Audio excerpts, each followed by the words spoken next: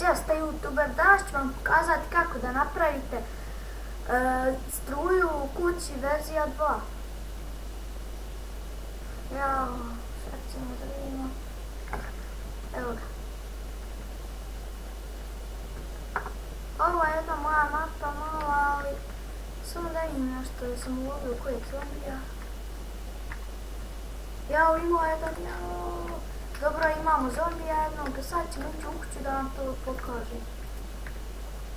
Imamo seljana, otkud seljani nude. Evo ga. Bakre ćemo sve poskidati kako bi se vidjelo da je to tu.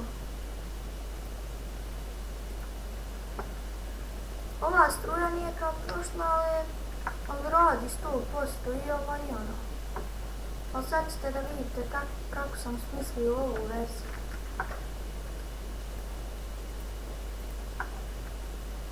Evo ga, sad ćemo vidjeti. Evo ga. Nađite SV svjetiljku, evo je, svjetiljka redstone i nađite polu, evo. I gledajte sada. Stavite na primjer svjetiljku tamo i ovo kreni, eto ga, vidite li da radim.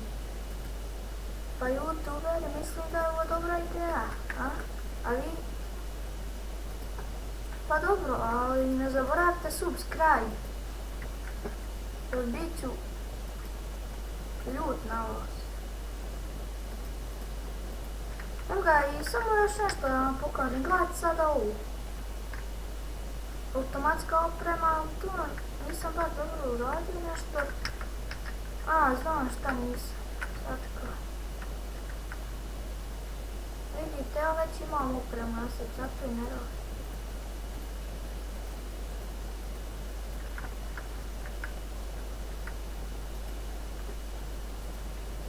Pa sad će da proradi.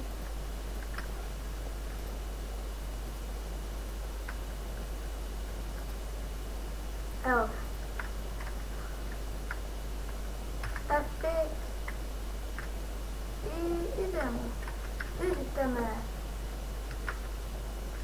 Moj novi skin. Jaja. Sam zajeban, a? Eto ga, YouTube, to bio to. Pozdrav.